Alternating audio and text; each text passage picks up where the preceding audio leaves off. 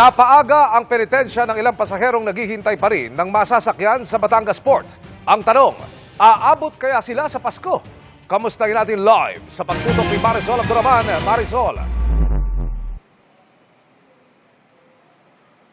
Emil, matapos na ang kalbaryo yung inabot ng ilan nating kababayan na stranded dito sa Batangas Port, sa wakas, nakabiyahe na rin sila pauwi sa kanilang probinsya pero tila penitensya ang inabot ng ilan dahil napakatagal ng antayan. May isang palamang sa Roro ang kanilang mga sasakyan.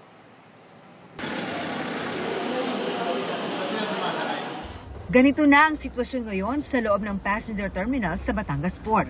Malayo sa sitwasyon kahapon kung saan siksikan ang mga pasahero. Sir Erwin na kahapon pa stranded, kanila lang daw nakapasok sa terminal. Last year, wala namang ganito nangyari. This year lang. Na after 10 years ko na, before ulit na makabalik, ganito pa yung experience ko. Kaya medyo, sa akin na nakaka-disappoint. Pero the port is very nice talaga.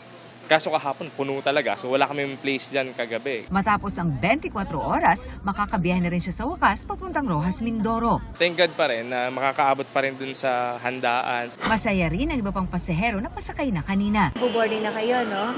So, kumusta? Ano naman po? Exciting. Si Cheryl naman, magkahalong lungkot at saya raw ang nararamdaman. Bakit Kasi, po malungkot?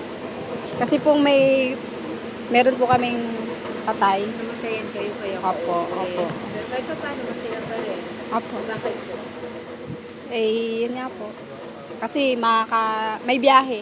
Pero hindi lang ang mga paalis ang masaya. Ang magkapatid na ito masayang dumating kanina sa Batangas Port para sa kanilang reunion sa Lipa. Dadalwa lang po kami magkakapatid, kaya lang doon pinagkaisahan namin dalawa na sama-sama. As of 2 p.m., umabot sa mahigit 10,000 ang bilang ng mga pasahero na katawid na dito sa Pantalan. Kagabi ay nagsara tayo sa 20,000. Pero ang mga nakapila na may dalang sasakyan, kalbaryo ang inabot. Si Michael Hernandez, na alas 2 pa ng hapon ng linggo nakapila, inabutan pa namin dakong alas 11 kagabi. Puyat po bang pagod? Si Jose Espera, na 16 na oras nang nakapila, tinitipid na ang baong biskwit. Gutom, walang kain. Siyempre, kapag iniwan mo yung sasakyan mo, onahan ka naman na iba. Taon-taon naman daw sila umuwi pero ngayon lang daw nila naranasan ang ganitong kalbaryo. Pasado alauna ng hapon, ganito pa rin ang sitwasyon. Hindi ito parking lots, kundi yan ang pila ng mga sasakyan na papasok sa Batangas Port. Inaasahan naman daw ng pamunuan ng Batangas Port na dadagsa talaga ang mga pasahero ngayong Pasko pero hindi raw nila sukat akilain na ganito karami ang magdadala ng mga pribadong sasakyan. First time din namin sa tagal. Ang dami nila, ma'am. Para sabi ko nga, ang daming pera ng ating mga kababayan yun. Kasi dati kumunti, nagtaas ng pamasahe ang definitely, nagkulang. Dahil sa volume naman na gano'n na dumating, nagkulang ngayon ang barko.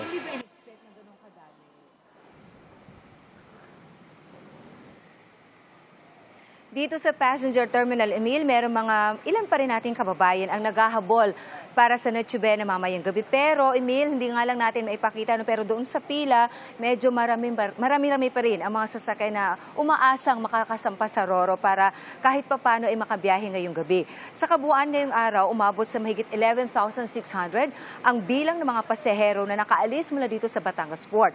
Mahigit 1,300 naman ang bilang ng mga sasakyan na nakasakay sa Roro. Emil.